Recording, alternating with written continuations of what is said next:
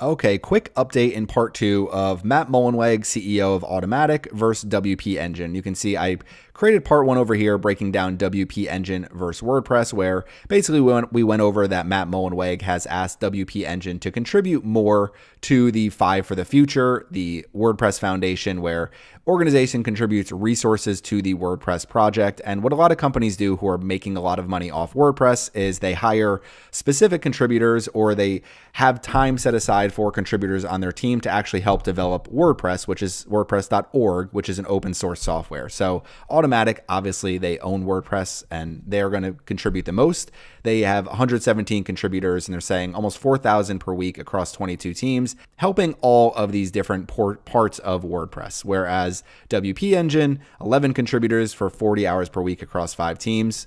And I would say the main crux of the issue is all summed up on Matt's blog in these 3 paragraphs. And what he says in these 3 paragraphs is that the openness and generosity of WordPress and open source software in general are going to attract, he says, parasitic entities, but essentially it's going to be companies that make as much money as possible from open source software without actually advancing the open source software or the community itself. Now, WPEngine has pushed back on that in different ways, and one of the ways that they have pushed back on it is just going over, hey, we sponsor Decode, which is a huge WordPress conference, and we also sponsor WordCamp, which is where all of this drama essentially started, is at WordCamp. So they sponsor both of those, and WPEngine is basically saying, over the years we've been there to help the community of WordPress, help people with their websites, make sure people are hosting their websites, and Matt Mullenweg is basically saying, yes, you're using a free open source software to maximize your profits. And I would say, if we really want to look at the main issue of what this is, it's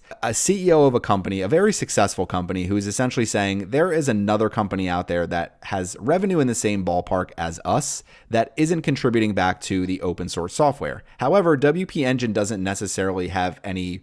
They're not forced to contribute back to anything. Like, they don't have to do any of that. And I think the issue now is that Matt Mullenweg is saying they are in a trademark violation, which there are a lot of reasons why that could be a major issue for us as people that run WordPress websites, and then specifically for hosting companies where, you can find hundreds of examples of this, but if I open up siteground.com and you go to their WordPress page, manage WordPress hosting. Over here, WooCommerce hosting. This doesn't say anything about, hey, WordPress is a registered trademark of WordPress and we don't own WordPress. It's an open source software. We basically just host your websites. We basically give you a server to host your website based on this open source software. And my assumption is that SiteGround probably gives back more to Automattic and to the WordPress.org foundation in general. And basically Matt Mullenweg is saying, okay, this company WPEngine is massive and they are not putting in the time, the resources, the money, all those things to actually advance WordPress. And they're calling them parasitic because for the main reason of they are controlled by Silver Lake. So Silver Lake is a private equity firm. So they're saying Silver Lake doesn't care about WordPress. The WPEngine that launched WPEngine is now under a different ownership group, and saying that ownership group, Silver Lake, has a ton of brands in its portfolio and it does not care about the future of WordPress whatsoever, which, partially counterintuitive, because I would say that Silver Lake has probably a lot of money invested into WordPress where they wouldn't want WordPress to actually be hurt by anything long-term, because it would hurt their brands as well. If 20% of people stopped using WordPress, that's going to hurt WPEngine a lot. It's going to hurt their revenue and it's going to lead to declining revenues. So the biggest update that has happened is on September 25th, first Matt Mullenweg blocked WPEngine, every person who is using WPEngine, every single website, from being able to access the WordPress.org servers. And they are basically saying they're not allowed to use WordPress.org's resources anymore. So what that means is if I go to my website, okay, I'm on the back end of my website, I have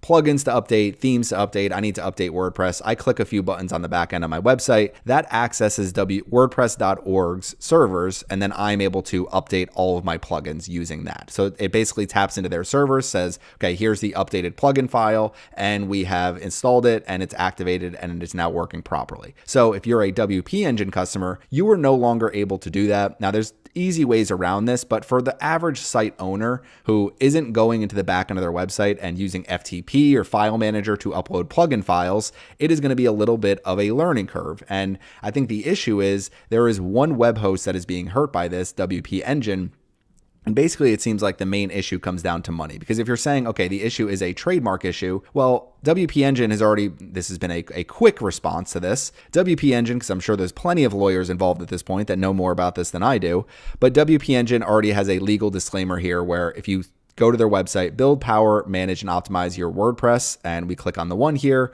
brings us down to a legal disclaimer, basically saying we are not WordPress and we are happy to sponsor and help the WordPress community and help WordPress users. So that has been one of the main talking points, I would say, is how the CEO is able to reduce resources for one company. And it seems basically like it's a grudge more than an actual legal issue. And the main reason why I say that is basically, and I found this is really good here. Well, first, Matt Mullenweg put on Twitter, someone is finally trying not to be confusing years later. I got to say, I respect the grudge that he's had, but I do not respect the way he's handled this or went about it as a WordPress user, as somebody who manages WordPress websites, because you're basically just making people not have as much trust and faith into WordPress as a whole, not WPEngine as much, but I would say WordPress as a whole, because if you're a WPEngine customer, you may be saying, okay, let me migrate away from WPEngine, but WPEngine has actually been pretty good about coming up with updates and helping their customers who are having issues with this. And if you can't update your plugins or themes for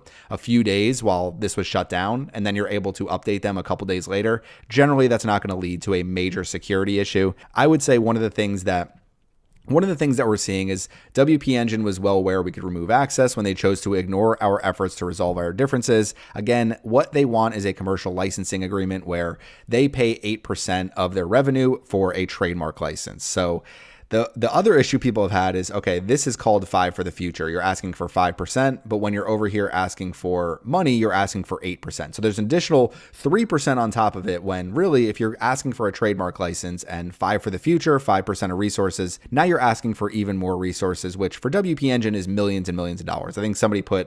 I think I read it somewhere around $32 million if they were to give 8% of their resources, which obviously is a massive amount of money, but they are built on the open source software of WordPress. It's just one of those, do you want to give up 8% for a trademark license for something you've been using for, the better part of a decade? It's like, probably not. So you can see, you could assume that WPE has a workaround ready, or they were simply reckless in supporting their customers. Silver Lake and WPEngine put their customers at risk, not me. I would disagree with that. It says we have lifted the blocks of their servers until October 1st. So this is, right now it's September 30th. So this is tomorrow. We'll see. Maybe we'll have another update. I don't think so.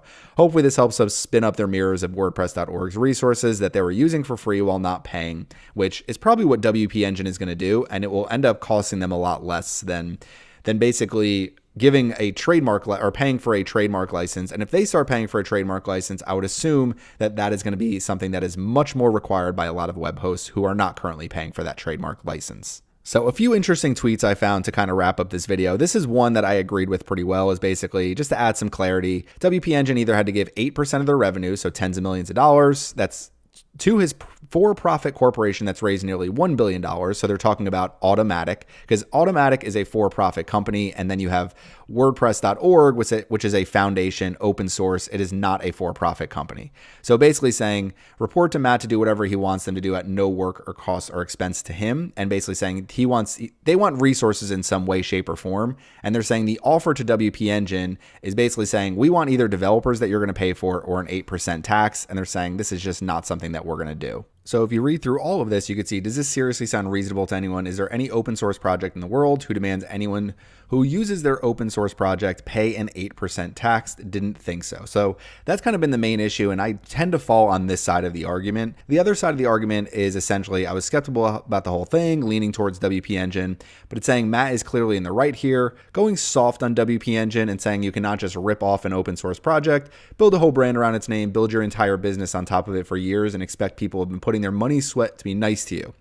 If Matt doesn't protect his trademark, it basically becomes worthless, thereby directly crippling his own business.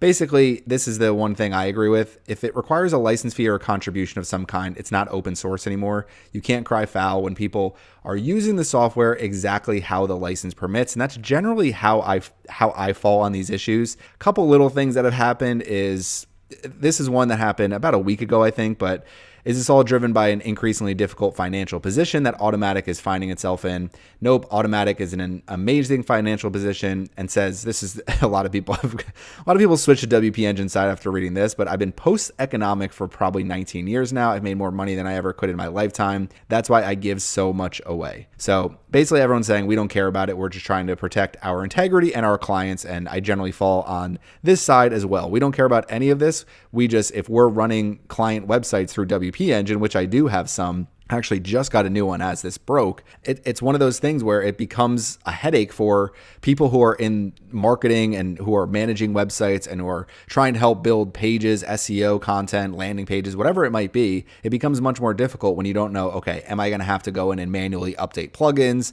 And is this something where it's just another thing on my list of things to do? And then here was another one, is they had a clip here, so you can watch the clip. I mean, it's a 45-second clip, but basically saying how they've been cut off from the .org repo and saying that they need to figure out how to handle updates for ACF. No care of customers who spend money with WPEngine and are caught in the middle. Now, here's the thing, is there's plenty of website owners through this that have the money, resources, and time to say, I'm going to switch away from WordPress and I'm going to go with somebody else, even if it costs me more money, because I don't want this to happen to my website. That's the one thing that I would generally lean towards not doing this if I were the Automattic CEO and the co-founder of WordPress, is I would basically say, let's try to do this more behind the scenes, which is what I'm assuming has been happening for the last several years. Before WordCamp, when Matt Mullenweg made a presentation basically ripping WPEngine and saying people need to contribute more to WordPress. So one of the main issues that's come up recently is Matt referred to a Stripe issue, which a lot of people didn't really understand. And one of the main things people have kind of pointed to is that there is a Stripe Connect integration through WPEngine. So if you're using WPEngine and you're using WooCommerce, which is the e-commerce platform for WordPress, also owned by Automattic, also open source. So the Stripe Connect integration is basically set up where if you have a WooCommerce website, not Woo Payments, it says Woo receives a revenue share from some of the payment plugins. And they're saying WPEngine edited the Stripe Connect code to add their own onboarding to the Stripe plugin. So what that would basically say, and I don't know how true this is, but it's saying WPE took all the revenue share from this plugin. Automattic is the one paying the developers for the Stripe plugin, the team that actively works on it, while WPEngine is the one making money from it.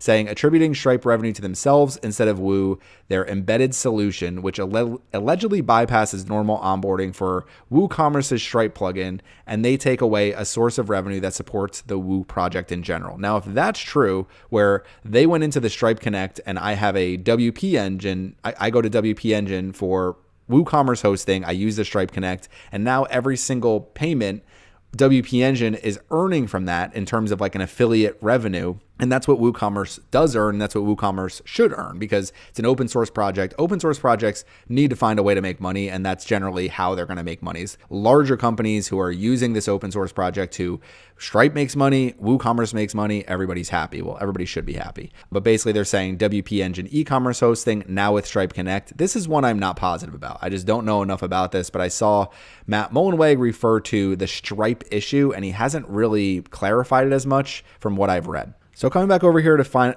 finish off this video, it'd be interesting to see how everything plays out. And I'm really just interested in this for the most part because I've been using WordPress for probably 10 years now, maybe even longer. And I've worked with so many different WordPress websites. And it's one of those where, is WordPress going to be something that becomes a little bit of a headache for me? I truthfully don't believe so. And the things that they have said since then is basically, this is solely related to WordPress engine and not every single hosting company. And basically that WordPress engine is, I mean, the name in the company is WordPress engine, and WPEngine, they're basically saying, okay, we want them to pay their fair share because they have built a massive business on top of WordPress. I would guess behind the scenes, there should be some type of compromise where WordPress engine says, okay, we'll either maybe increase our sponsorship, increase our, maybe do a more of a donation level or something along those lines. I don't know how this could be a trademark issue, but we'll see how this all plays out. I'm not a lawyer. I am not in the courts. I don't know any of that stuff. So we'll see about all of that. So thank you for following along with my videos. If you want to watch part 1, I'll link it in the video description. I'll link this one too, just so you're able to. I'll link some of the different things I